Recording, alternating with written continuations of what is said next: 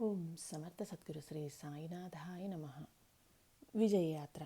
కపిలవస్తు నగరంలో కొంతకాలం ఉన్న తర్వాత బుద్ధుడు శ్రావస్తి నగరం వెళ్ళాడు. అక్కడ చాలామందికి నూతన ధర్మదీక్షను ప్రసాదించాడు. ఆ నగరాన్ని పాలిస్తున్న అనాథ పిండదుడు దానశీలుడు, సద్గుణ సంపన్నుడు, ఎవరు వచ్చినా అన్నదానం చేయాలని దీక్ష పట్టినవాడు. అందుకే అతనికి అనాథ పిండదుడు అని పేరు వచ్చింది. అతని అసలు పేరు సుదత్తుడు. ఆ రాజు బుద్ధుని దర్శించి అతని మత సిద్ధాంతాల వల్ల ఆకర్షింపబడి బౌద్ధ ధర్మ ప్రచారానికై లెక్కలేనంత ధనం ఖర్చు పెట్టాడు. శ్రావస్తిలో ప్రచార కార్యక్రమం పూర్తి కాగానే బుద్ధుడు మళ్ళా రాజగృహం వెళ్ళాడు. అక్కడ నుంచి వైశాలి వెళ్ళగా తన తండ్రికి చాలా జబ్బుగా ఉన్నదని తెలిసింది. అప్పటికి శుద్ధోదనుని వయస్సు 97 సంవత్సరాలు కావడం వల్ల ఇక అవసాన కాలం ఆసన్నమైనదని గుర్తించి బుద్ధుడు కపిలవస్తు నగరం చేరాడు. బుద్ధుడు సర్వసంగ పరిత్యాగి అయినా పుత్రధర్మాన్ని మాత్రం మర్చిపోలేదు. ఆఖరిసారిగా కుమారుని చూసుకుని శుద్ధోదనుడు కళ్ళు మూశాడు. బుద్ధుడు యథావిధిగా తండ్రి అంత్యక్రియలు జరిపాడు. శుద్ధోదనుడు గతించడంతో రాజ్యానికి నేత కరువైపోయాడు. రాజపరివారమంతా విచారంతో కుంగిపోయింది. బుద్ధుడు వారిని ఊరడించాడు. ఆ సమయంలో రాజపరివారంలో పెక్కుమంది బౌద్ధధర్మాన్ని స్వీకరించారు. వృద్ధరాణి అయిన ప్రజావతి కూడా యశోధరతో పాటు బుద్ధుని అనుసరించింది. కపిలవస్తును విడిచిన తర్వాత బుద్ధుడు కౌశాంబీ నగరం వెళ్ళాడు. తిరిగి అచటి నుండి రాజగృహం చేరాడు. అప్పుడు బింబిసారుని రాణి అయిన క్షేమ బుద్ధుని వద్ద దీక్ష పొందింది. ఇలా స్త్రీలతో సహా పెక్కుమంది చేరడంతో కొత్తగా ఒక భిక్షుక సాంప్రదాయం ఏర్పడింది. బౌద్ధధర్మ ప్రచారంలో అందరూ తోడ్పడ్డారు. బుద్ధునకు 35వ ఏట దివ్యజ్ఞానం కలిగింది. తర్వాత అతడు 45 సంవత్సరాలు జీవించాడు. ఈ 45 సంవత్సరాల్లోనూ అతనికి వేలాది ప్రజలు శిష్యులయ్యారు. రాజులు, రాజపత్నులు, ధనికులు, పండితులు మొదలైన వారు ఎంతోమంది అతన్ని శరణుజొచ్చారు. సాధారణ ప్రజల్లో చాలామంది పుణ్య పిపాస చేతను, మరికొందరు అనుకరణ ప్రభావం వల్లను బౌద్ధులు అయ్యారు. దేశంలోని అన్ని ప్రాంతాలలోనూ బౌద్ధ విహారాలు, ఆరామాలు, చైత్యాలు నిర్మించబడ్డాయి. వైదిక కర్మ చాలా వరకు క్షీణించింది. యజ్ఞయాగాదులకు బదులుగా పశుహత్యలు ప్రారంభం కాజొచ్చాయి. ఉపవీతధారులు, విశద వస్త్ర శోభితులు అయిన బ్రాహ్మణుల సంఖ్య తగ్గి భిక్ష పాత్రాంచిత హస్తులు, కాషాయ వస్త్రధారులు అయిన భిక్షువుల సంఖ్య పెరగనారంభించింది. బ్రాహ్మణ, క్షత్రియ, వైశ్య, శూద్రవర్ణ భేదానికి మారుగా శ్వేత, పీత, కాషాయ వస్త్ర విచిత్రం కానరావడం మొదలైంది. ఇదంతా చూసిన కొందరు సనాతనులు బుద్ధునిపై చాలా ఆగ్రహించారు. అతడు హీనచరిత్రుడని ప్రచారం లేవదీశారు. అయితే వారి ఈర్ష్యాపూరిత యత్నాలన్నీ కాలగర్భంలో కలిసిపోయాయి. ప్రజాకోటి బుద్ధుని అడుగుజాడలలో నిలిచి దుఃఖం, కష్టం, పాపం, తాపం, హింస, ద్వేషం మొదలైన వాటితో తీవ్ర యుద్ధం కొనసాగించనారంభించింది. బుద్ధుని యాత్ర విజయవంతమైంది. అతడు బాహుల్యంచే అవతార పురుషుడిగా భావించబడ్డాడు. ప్రేమదానం. బుద్ధుని కాలంలో భారతావని యొక్క సాంఘిక స్థితిగతులు ఎలా ఉండేవో పూర్తిగా తెలియదు. అయితే అప్పుడు బ్రాహ్మణ ధర్మ ప్రచారం ఉన్నది కనుక వర్ణభేదాలు ఉంటాయనడానికి సందేహం లేదు. అగ్రజాతులు తక్కువ జాతిని నీచంగా చూడడం మామూలు ఆచారమే కదా. శూద్రులకు ధర్మాధికారం లేదు. దేవాలయాలలో ప్రవేశించే అర్హత లేదు. ఇలా ఎన్నో అత్యాచారాలు అమలులో ఉండేవి. వీటికి తోడుగా పాపులు, దుర్వర్తనలు అయిన వారికి విధింపబడే శిక్షలు కూడా చాలా ఘోరంగా ఉండేవి. వారు సంఘం నుంచి పూర్తిగా వెలివేయబడేవారు. ఈ చర్యలు అందరిపైన ఒకే రకంగా అమలు జరిగితే మన సమాజం ఏనాడో బాగుపడి ఉండేది. కానీ అందులో ధనికులకొక ధర్మం, దరిద్రులకి ఇంకొక ధర్మం. బుద్ధుడు ఈ విషయాలన్నింటినీ జాగ్రత్తగా పరిశీలించాడు. పరిశీలించడమే కాదు, ప్రతీకారాన్ని సిద్ధపరిచాడు కూడా. బుద్ధుని నూతన ధర్మంలో భిక్షువులు పరదత్తమైన భిక్షాన్నాన్నే తినాలని నియమం ఉండడం వల్ల అగ్రజాతి, తక్కువ జాతికి మధ్యగల తేడాలు తొలగిపోసాగాయి. స్వయంగా బుద్ధుడు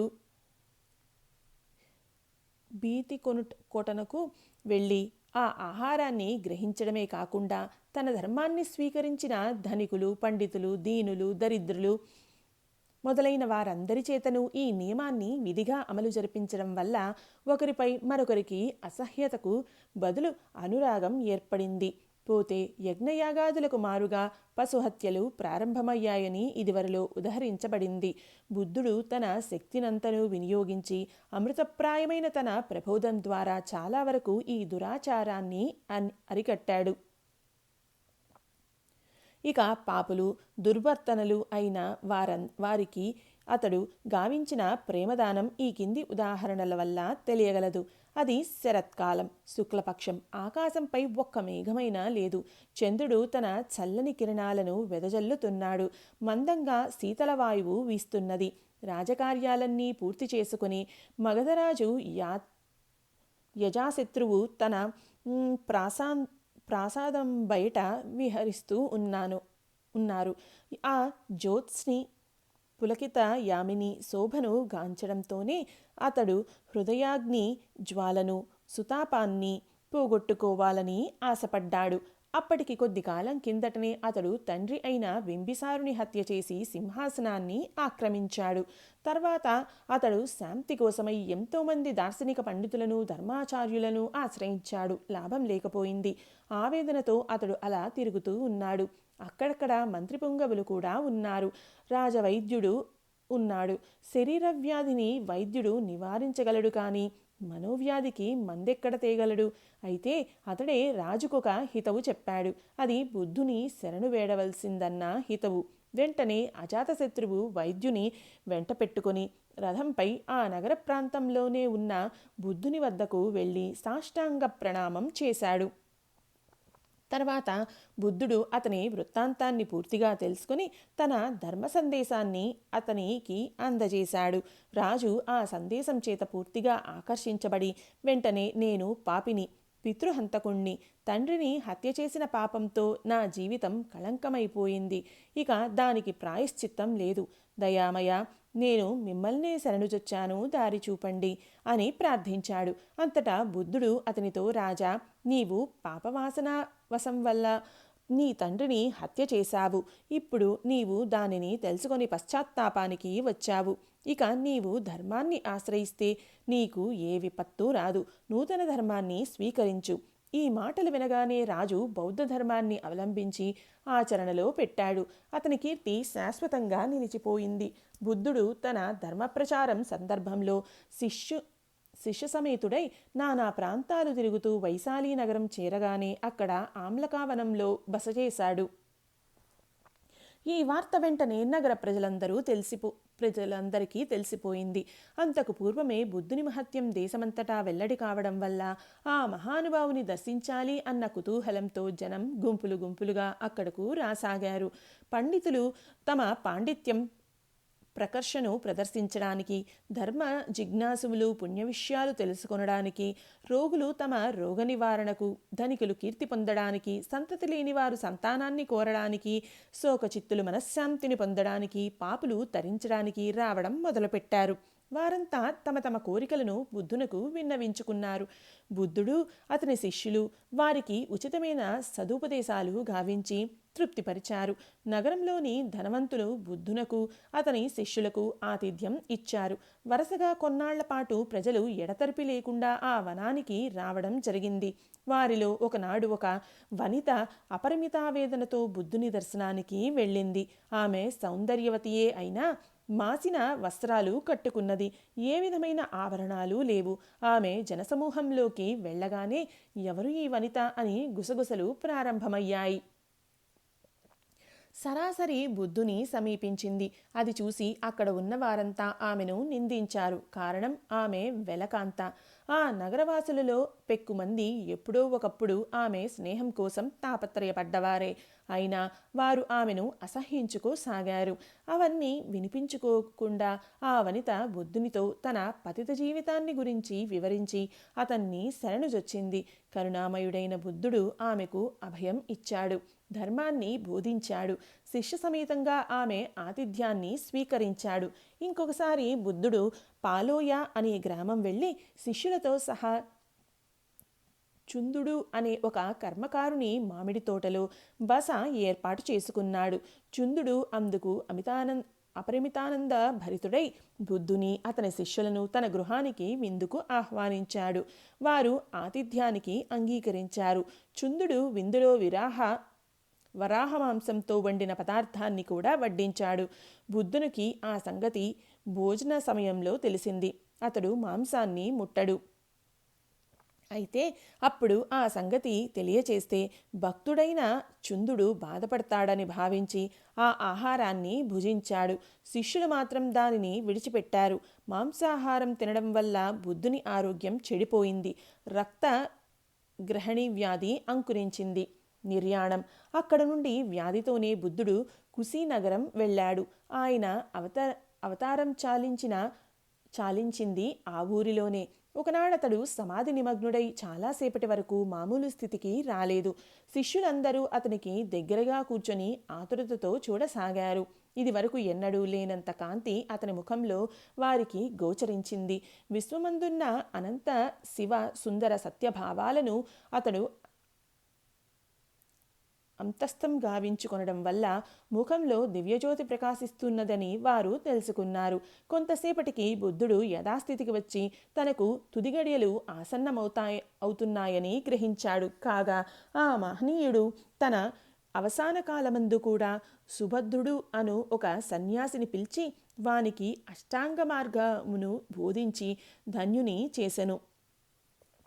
మరణించు సమయమందు ఆయన తన శిష్యులతో, భిక్షువులారా, పదార్థ సంయోగ జనితములైన ఈ శరీరములకు వియోగము తప్పదు. ధర్మ కాయం ఒకటియే శాశ్వతం అయినది. జ్ఞానమును వెతికి స్వయం కృషి వల్ల మోక్షమును పొందుడు. మీరు సత్యాన్ని విస్మరించకండి. మీకు నేనిచ్చే అంత్యోపదేశం ఇదియే అని చెప్పి తిరిగి బుద్ధుడు సమాధిస్థితుడు అయ్యాడు. అంతే, మళ్ళా కళ్ళు తెరవలేదు. విశ్వమానవ కళ్యాణం కోసం అదే పనిగా పరితపించి తుదకు నూతన ధర్మాన్ని గ్రహించి ప్రచారం చేసిన బుద్ధుడు అవతారం చాలించాడు. కుశీనగరమందున్న మల్లనాయకులు బుద్ధుని పవిత్ర శరీరమును రాజాదిరాజులకు జరుగు మర్యాదలతోనూ మహావైభవంతోనూ కుశీనగరమందు దహనం చేసి అనంతరం అస్థికలను ఆ నగరమందున్న సభామందిరంలో ఉంచి అస్థికలపై పూలదండలు వేసి పరిమళ ద్రవ్యములు పోసి సంగీతములు పాడి నాట్యములు చేసిరట. తర్వాత ఈ మహాపురుషుని అస్థికలలోని కొంత భాగము మగధరాజైన అజాతశత్రువునకు ఇచ్చిరి. ఇంకా అనేక మంది నాయక వంశజులు, అనేక మంది భక్తులు ఆ అస్థిక నిక్షేపం తమకు కూడా ఇమ్మని కోరగా మల్లనాయకులు అందుకు సమ్మతించక నిరాకరించిరి. అప్పుడు ద్రోణుడని బ్రాహ్మణోత్తముడు వారికి ఇట్లు బోధించెను. బుద్ధ మహాముని సర్వసోదరత్వము ప్రతిపాదించి బోధించి ఉండెను.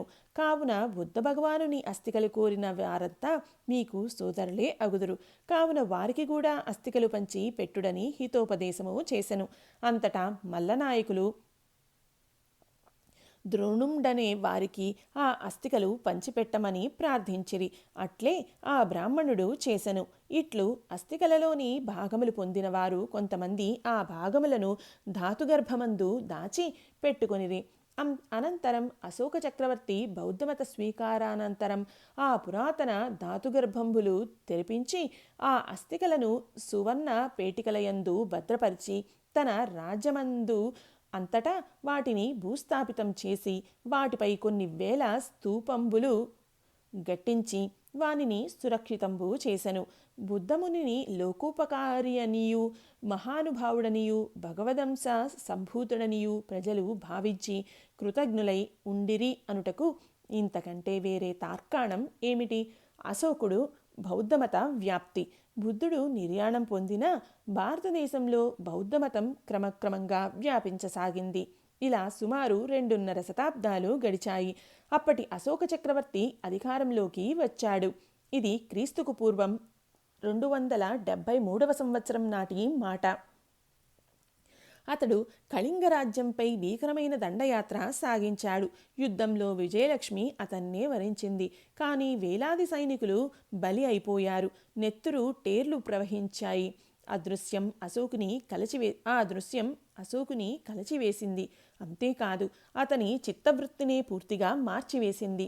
దానితో అతడు ఇంక యుద్ధాలు చేయనని, బౌద్ధ ధర్మాన్ని అనుసరిస్తానని ప్రతిజ్ఞ పట్టాడు.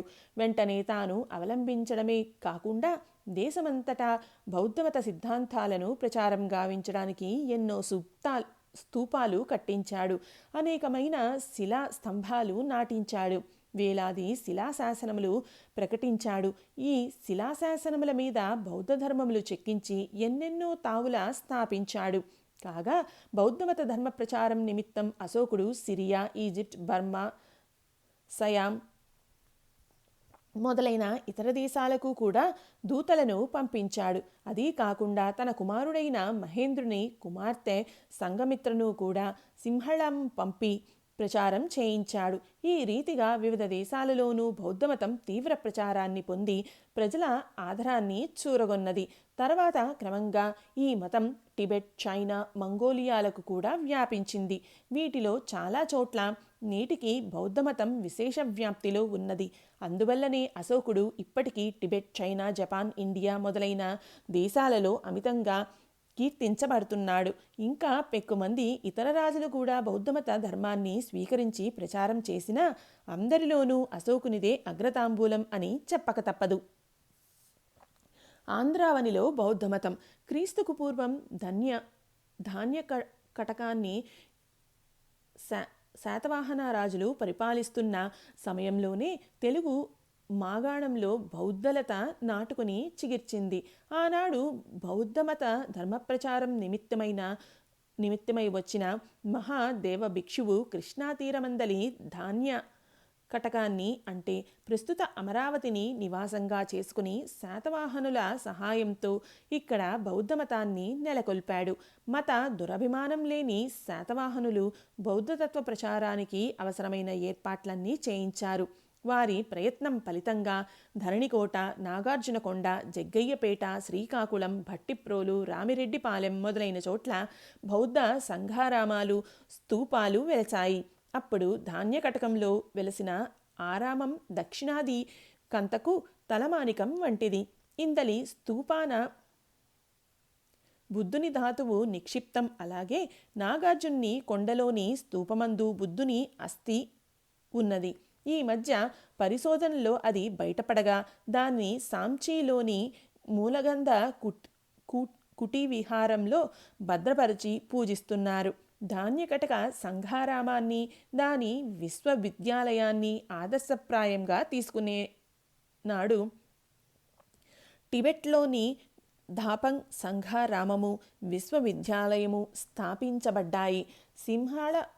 సింహళమందలి అనురాధాపురంలో నిర్మించబడిన బౌద్ధ స్తూప ప్రారంభోత్సవ సందర్భంలో తెలుగుగడ్డ నుండి వేలాది బౌద్ధ భిక్షువులు, ఆంధ్ర శిల్పాచార్యులు పాల్గొన్నారు. మహాదేవ భిక్షుని నాటి నుండి స్వదేశ విదేశాలలో ఆంధ్రుల ద్వారా బౌద్ధమతం విరివిగా ప్రచారమైంది. మగధలోనూ ఇంకా ఇతర ప్రాంతాలలోనూ జరిగిన బౌద్ధ సంగతుల్లో ఆంధ్ర పండితులు అత్యుత్తములుగా ప్రశంసించబడ్డారు. ఈ రీతిగా బౌద్ధమత వికాసానికి తెలుగునాడు అపారమైన కృషి సాగించినట్లు తెలుస్తోంది. శంకరుల మాయావాదానికి మూలకారణమైన తాత్విక వాతావరణాన్ని సృష్టించిన నాగార్జునాచార్యుని వంటి తత్వవేత్తను ప్రపంచానికి అందజేసింది కూడా ఆంధ్రమాతయే. ఇక్ష్వాకుల కాలాన వెలసిన నాగార్జున్ని కొండ శిల్పాల విశిష్టత, అమరావతి శిల్పాల ప్రత్యేకత జగత్ ప్రసిద్ధమైనవే కదా. బౌద్ధ తత్వశాస్త్ర నిర్మాణంలోనే కాక బౌద్ధ కళాక్షేత్రాల నిర్మాణంలో కూడా మనవారు ప్రసిద్ధికెక్కిన వారే. అజంతా, ఎల్లోరా, సాంచి, సార్నాథ్లలోని బౌద్ధ శిల్పాలపై ఆంధ్ర శిల్పకళా ముద్రలు ఉన్నట్లు కళా కోవిదులు తలపోస్తున్నారు. కేంద్ర ప్రభుత్వం వారు శ్రేష్టమైన బౌద్ధ శిల్పానికి మచ్చుతునకలను తెలుగుదేశం నుండి తీసుకువెళ్ళియే నేటికి విదేశీయ కళాకారుల్ని ముగ్ధులను చేస్తున్నారు. ఈ విధంగా ఆంధ్రావని ఆది నుంచి నేటి వరకు బౌద్ధమతాన్ని ఆదరిస్తూ వచ్చింది. బౌద్ధమతం, హిందూమతం. హిందూమతానికి బౌద్ధమతం ఎటువంటి పరిణామాలు కల్పించింది అన్న సంగతి విచారించవలసిన అవసరం ఉన్నది. నూతన మతస్థాపనకు నూతన మతస్థాపకుడైన బుద్ధుడు హిందూ మతాన్ని తుడిచిపెట్టాలని ఎన్నడూ ఏ విధంగానూ ప్రయత్నించలేదు. సమాజాన్ని సంస్కరించాలి అన్న దృష్టితో అతడు కృషి సాగించాడు.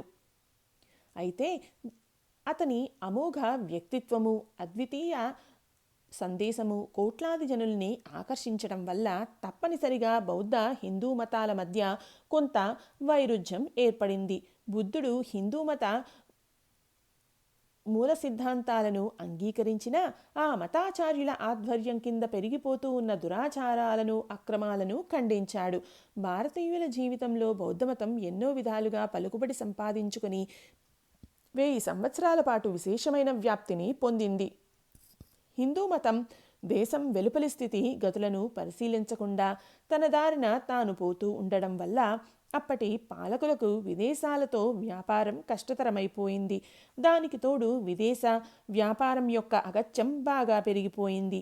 ఆ స్థితులు బౌద్ధమతం మనకు విదేశాలతో సన్నిహితత్వాన్ని సమకూర్చి వ్యాపారాదులు విరివిగా జరగడానికి ఎంతో ఉపకరించింది. ఈ మతాన్ని విదేశాలలో ప్రచారం గావించడం ద్వారా మనకు అంతర్జాతీయ వాణిజ్య రంగాన్ని ఏర్పరిచిన మొదటి చక్రవర్తి అశోకుడేనన్న సంగతి పైన చెప్పబడింది కూడా. బౌద్ధ మతానికి హిందూ మతానికి మధ్య చాలా తేడాలు ఉండడం వల్ల తరచుగా రెండు మతాల వారికి అభిప్రాయ భేదాలు కలుగుతూ ఉండేవి. అయినప్పటికీ కొన్ని శతాబ్దాల పాటు బౌద్ధమతం మన దేశంలో అనన్య ప్రచారం పొందింది. ఇతర దేశస్థులు, ముఖ్యంగా చైనా యాత్రికులు ఇక్కడకు వచ్చి బౌద్ధమతానికి స్వదేశంలో ఉన్న పలుకుబడిని చూసి ఆశ్చర్యపోయేవారు కూడా. ఇలా ఉండగా హైందవ వేదాంతులలో ప్రముఖుడైన శంకరాచార్యుల వారు బయలుదేరి బౌద్ధమతంలో ఉన్న ఆచారం ప్రకారమే హిందూ మతంలో కూడా సన్యాసులకు మఠాలు మొదలైనవి ఏర్పాటు చేసి తీవ్రంగా ప్రచారం సాగించాడు. క్రమంగా భారతావనిలో హిందూ మతం తిరిగి ప్రాబల్యం సంపాదించింది. బౌద్ధమతానికి ఉన్న పలుకుబడి తగ్గిపోయింది. ఈ దేశంలో జైనమత వ్యాప్తి కూడా బౌద్ధమతానికి దెబ్బతీసింది. చైనాలో బౌద్ధమతం భారతదేశానికి చైనా దేశానికి మధ్య సన్నిహిత సంబంధాలు ఏర్పడడానికి బౌద్ధమతం మూల కారణం అనడం నిర్వివాదం. అశోక చక్రవర్తికి పూర్వం ఈ రెండు దేశాలకు సంబంధాలు ఉన్నది లేనిది మనకు తెలియదు. చైనా నుంచి సిల్కు మన దేశానికి సముద్రం గుండా వచ్చేది అని మాత్రం తెలియవచ్చింది. అశోకుడు బౌద్ధమత ప్రచారకులను చైనాకు పంపిన దగ్గర నుంచి మాత్రం ఈ రెండు దేశాలకు విశేషమైన సన్నిహితత్వం ప్రారంభమైంది.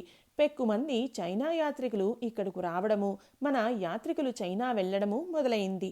దానితో బౌద్ధమతము భారతీయ సంస్కృతి మధ్య ఆసియా అంతటా విరివిగా వ్యాపించింది. మొట్టమొదట కాశ్యప మతంగుడు అనే భారతీయ తత్వవేత్త చైనా వెళ్ళినట్లు తెలుస్తోంది. అప్పుడు చైనా పాలకుడుగా ఉన్న మింగ్ టీ ఆహ్వానంపై అక్కడకు వెళ్ళిన కాశ్యప మతంగుడు లు నది ప్రాంతానగల లూయింగ్లో స్థిరపడ్డాడు. ధర్మరక్షకుడనే మరొక తత్వవేత్త కూడా అతనితో వెళ్ళాడు.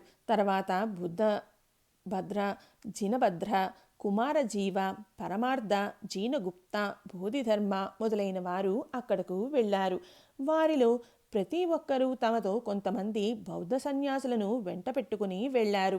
ఆ సమయంలో ఒక లూయింగ్ ప్రాంతంలోనే 3000 మంది బౌద్ధ సన్యాసులు, 10,000 భారతీయ కుటుంబాలు చైనాలో నివాసం ఏర్పరచుకున్నట్లు చరిత్ర చెబుతున్నది. ఈ తత్వవేత్తలంతా తమతో పెక్కు సంస్కృత గ్రంథాలను తీసుకుని వెళ్ళి చైనా భాషలోకి అనువదించడమే కాకుండా చైనా భాషలో స్వతసిద్ధంగా చాలా పుస్తకాలు కూడా రచించి చైనా సారస్వతానికి అపారమైన సేవ చేశారు. వారిలో కుమారజీవ అనే ప్రముఖుడు వ్రాసిన 47 గ్రంథాలు మన దేశానికి వచ్చాయి కూడా.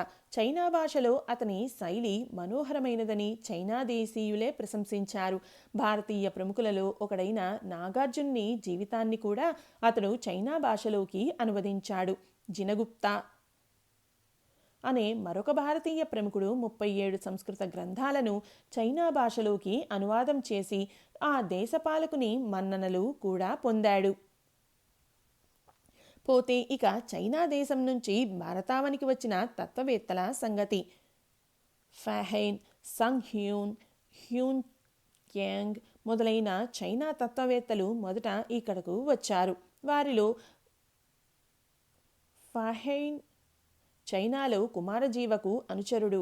ఫాహెయిన్ భారతదేశానికి బయలుదేరేటప్పుడు అతడితో కుమారజీవ మతానికి సంబంధించిన వివరాలు సేకరించడంతో కాలాన్ని వృధా చేయవద్దని, భారత ప్రజల జీవిత సరళిని, ఆచార వ్యవహారాలను గమనిస్తే అవి చైనా ప్రజలు భారతీయులకు అర్థం చేసుకోవడానికి ఉపకరిస్తాయని అన్నాడట. ఫాహెయిన్ ఇక్కడకు వచ్చి పాటలీపుత్ర విశ్వవిద్యాలయంలో చదువుకున్నాడు. చైనా నుంచి మన దేశానికి వచ్చిన వారందరిలోనూ ముఖ్యంగా పేర్కొనవలసిన ప్రముఖుడు హ్యూయాంగ్ సాంగ్. ఇక్కడ అతడు అన్ని ప్రాంతాలలోనూ పర్యటించి ప్రతి చోట ప్రజలచే గౌరవింపబడ్డాడు. ప్రతి విషయాన్ని శ్రద్ధతో పరిశీలించి కొన్ని విచిత్రగాథలను వ్రాసుకున్నాడు. అతడు పాటలీపుత్రానికి దగ్గరలోనే ఉన్న నలందా విశ్వవిద్యాలయంలో చదివి న్యాయశాస్త్ర పట్టా తీసుకుని క్రమంగా ఆ విశ్వవిద్యాలయానికి ఉపాధ్యక్షుడు కూడా అయ్యాడు. ఇండియాకు హ్యూయాన్ సాంగ్ రాక వల్ల ఈ రెండు దేశాల రాజకీయ సంబంధాలు బాగా పెరిగాయి. అప్పటికి మన దేశాన్ని పాలిస్తున్న హర్షవర్ధనుడు చైనాకు రాయబారిని పంపాడు. చైనా రాయబారి ఇక్కడకు వచ్చాడు. హ్యూయాన్ సాంగ్ కొంత కాలం పాటు భారతదేశంలో గడిపి తర్వాత చైనా వెళ్ళి అక్కడ గతించాడు. ఇలా రెండు దేశాల మధ్యను సాన్నిహిత్యం ఏర్పడ్డం బౌద్ధమత వ్యాప్తి సమయంలో రెండింటికి వ్యాపారం కూడా విపరీతంగా సాగింది. భారతదేశం నుంచి చైనా దేశము, చైనా దేశం నుండి భారతావని ఎన్నో విషయాలు నేర్చుకున్నాయి. అయితే చైనాపై ఇండియాయే విశేష పలుకుబడిని ప్రసరించగలిగింది. భారతావనిలో బౌద్ధమత వ్యాప్తి తగ్గడంతో కొన్ని శతాబ్దాల పాటు చైనా భారతదేశాల మధ్య గల సంబంధం దెబ్బతింది. తిరిగి బ్రిటిష్ వారి ద్వారా రెండు దగ్గరకు వచ్చాయి. మన దేశంలో బౌద్ధమతం సన్నగిల్లినా చైనాలో మాత్రం అది దినదినాభివృద్ధి పొందుతూనే ఉన్నది. అనేక చోట్ల బౌద్ధ దేవాలయాలు నిర్మించబడ్డాయి, పాఠశాలలు నెలకొల్పబడ్డాయి. వీటన్నిటికీ నేటి చైనా ప్రభుత్వం తగిన సదుపాయాలు, రక్షణలు కల్పించింది. శిథిలమైన దేవాలయాలను ప్రజాప్రభుత్వం మరమ్మత్తు చేయించింది. 1953 సంవత్సరం జూన్ నెలలో పెకింగ్లో చైనా బౌద్ధ సంఘం నెలకొల్పబడింది. దాని ద్వారా చైనాలోని బౌద్ధులకు, ఆసియాలోని ఇతర ప్రాంతాలలో గల బౌద్ధులకు సంబంధాలు ఆ రోజు దగ్గరవుతున్నాయి. చైనాలోని బౌద్ధులు ప్రశాంతంగా తమ కాలాన్ని బౌద్ధమత ప్రచారంలోనూ, బౌద్ధ ధర్మ సూక్ష్మాల పరిశీలనలోనూ గడుపుతూ శాంతియుతంగా దేశ నిర్మాణ కార్యక్రమంలో ప్రజానీకంతో పాటు చేతులు కలిపి కృషి సాగిస్తున్నారు. బుద్ధుని ప్రబోధ సారాంశాలు: ధనికుడు, దరిద్రుడు, అగ్రజాతివాడు, తక్కువ జాతివాడు అంతా ఒకటే. నదులన్నీ సముద్రంలో కలిసిపోయినట్లుగానే అన్ని జాతులు బౌద్ధమతంలో కలుస్తాయి.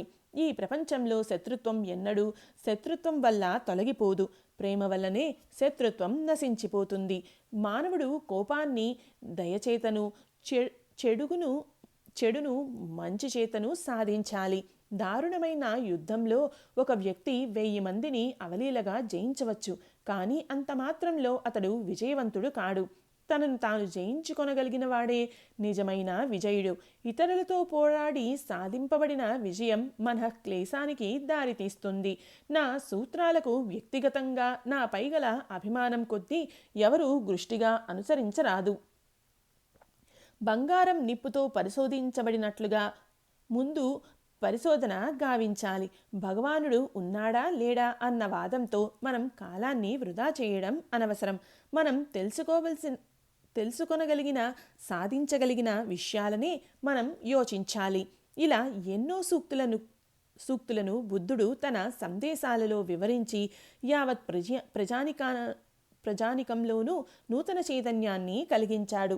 ఈ బోధనలన్నీ అటు పండితుల హృదయాలలోనూ, ఇటు పామరుల హృదయాలలోనూ కూడా గాఢంగా నాటుకుపోయాయి. అతడు తన బోధనలు చేసే ముందుగా ఏ మతం యొక్క అనుమతిని తీసుకోలేదు.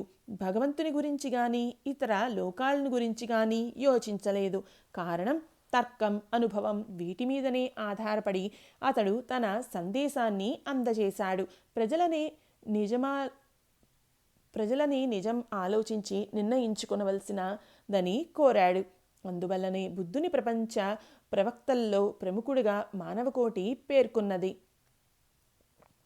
బుద్ధుడు, క్రీస్తు, గాంధీ అజ్ఞానాంధకారంలో అల్లాడిపోయే అమాయక ప్రజా బాహుళ్యానికి వెలుగుబాటును చూపించిన ప్రపంచ మహాపురుషులు ముగ్గురు ఉన్నారు. వారే బుద్ధుడు, క్రీస్తు, గాంధీ. ఈ ముగ్గురిలోనూ ఇద్దరు మహనీయులు బుద్ధుడు, గాంధీ మహాత్ముడు మన పవిత్ర భరతమాత గర్భాన జనించిన వారే. ఇది ప్రపంచంలో భారతావనికి ప్రత్యేక గర్వకారణం.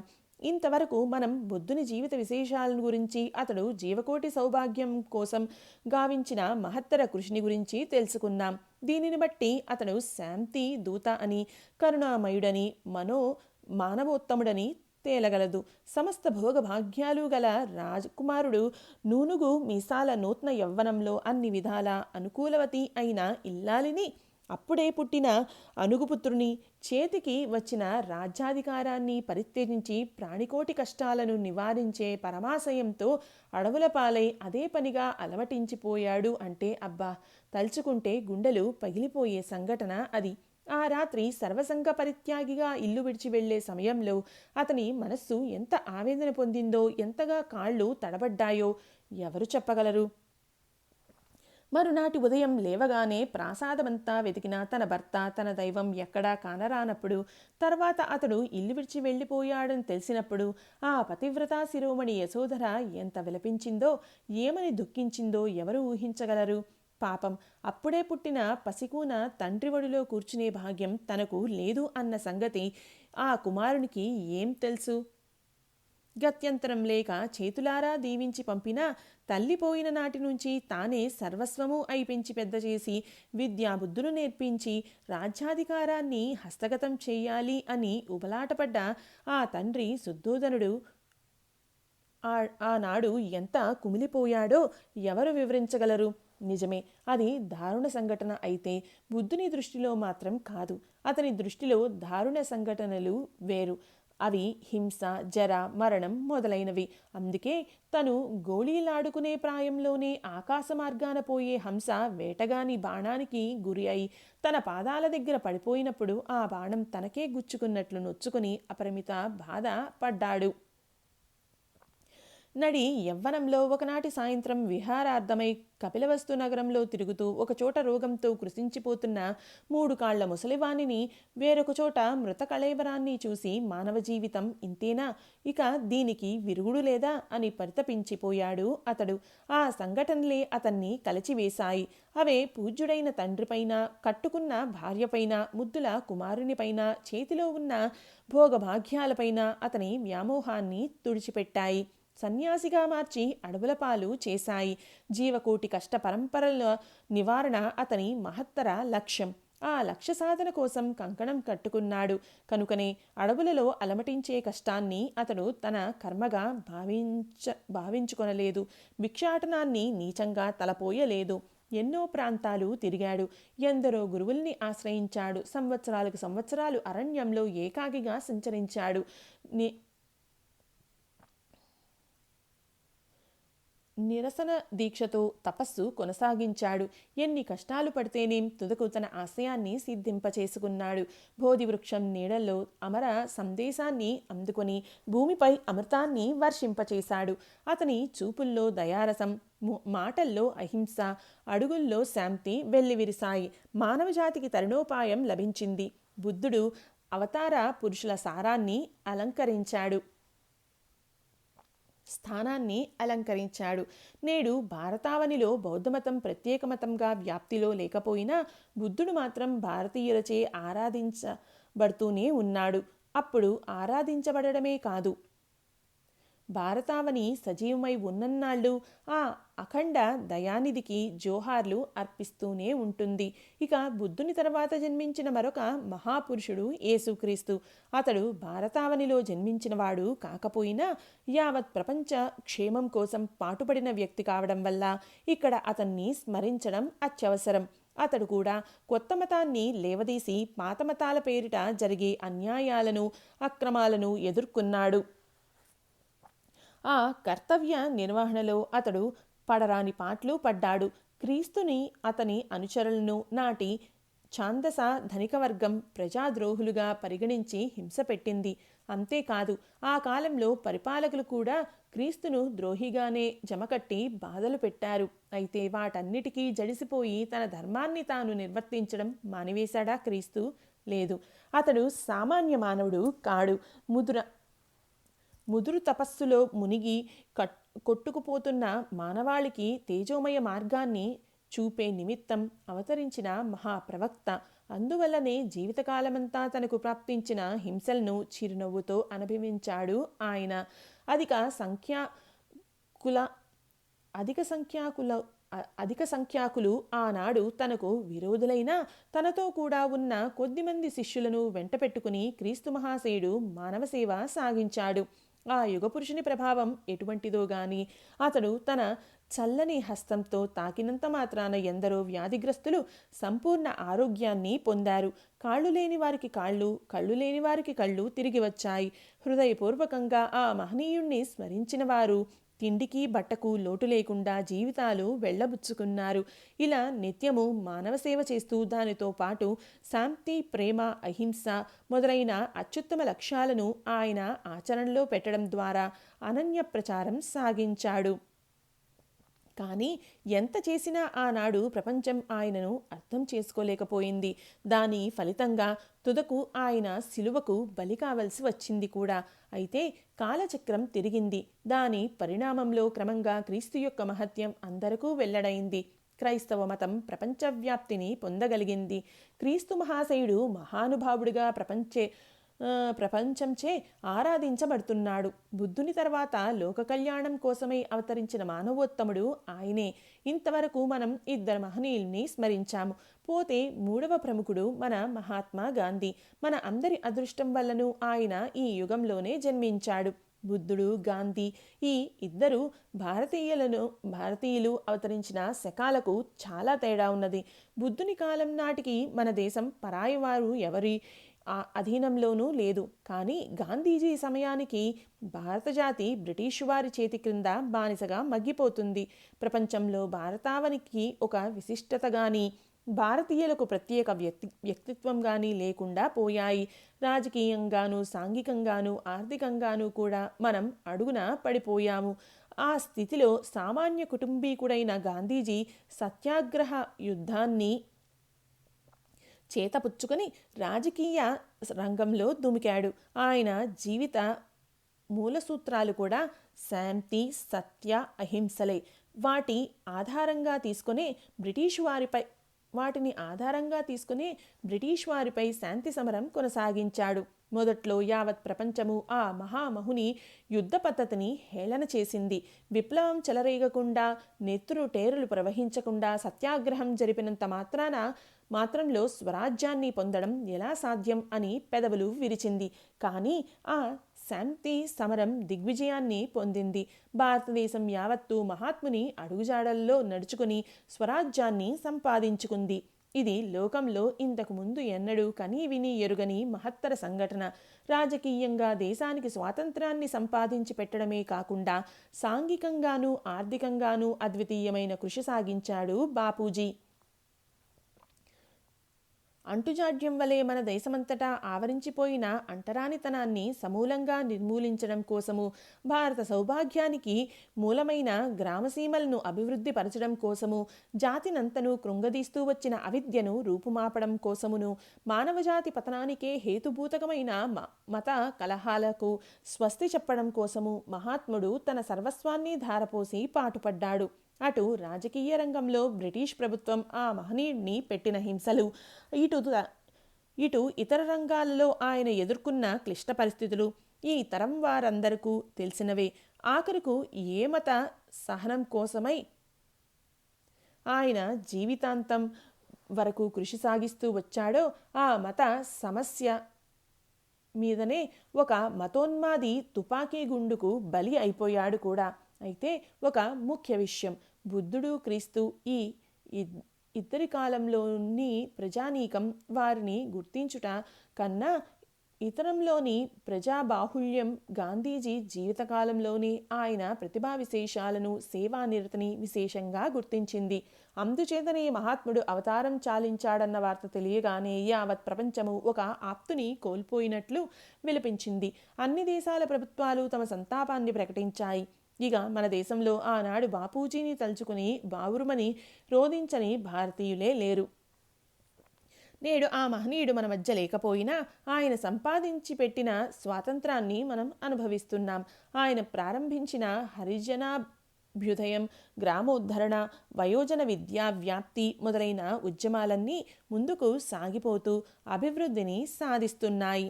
ఇకపోతే బుద్ధుడు, క్రీస్తు, గాంధీలు ముగ్గురు మరొక మహోపకారం చేశారు. వారు తమ తమ ఆశయాల ప్రచారణ కోసమై సమర్థులైన శిష్యుల్ని తయారు చేసి విడిచిపెట్టారు. బుద్ధుని శిష్యులు, క్రీస్తు శిష్యులు తమ తమ కర్తవ్యాలను గురుతర బాధ్యతతో నిర్వర్తించి ప్రపంచంలో తమ గురువుల ప్రబోధాలకు శాశ్వత స్థానాన్ని సముపార్జించి పెట్టారు. నేడు మన బాపూజీ శిష్యులు కూడా అదే పద్ధతిలో మహాత్ముని లక్ష్యాల ఆచరణకు ప్రచారం సాగిస్తున్నారు. ఇంతవరకు ప్రపంచ మహాపురుషులైన బుద్ధుడు, క్రీస్తు, గాంధీలను గురించి సంగ్రహంగా పేర్కొనబడింది. ఈ ముగ్గురి జీవితాలకు సన్నిహిత సంబంధం ఉండడం వల్లనే బుద్ధుని గురించిన గ్రంథంలో తక్కిన ఇద్దరి ప్రశంసను తేవలసిన అగత్యం ఏర్పడింది. ఒక నవ్యాంధ్ర మహాకవి వివరించినట్లుగా ఈ ముగ్గురు దివ్యమూర్తుల కన్నులలోని అశ్రుధార, గుండెలలోని రక్తధార, కంఠంలోని అమృతధార కలిసి జగత్ కాలుష్యాన్ని కడిగి మానవజాతిని పునీతం చేశాయి.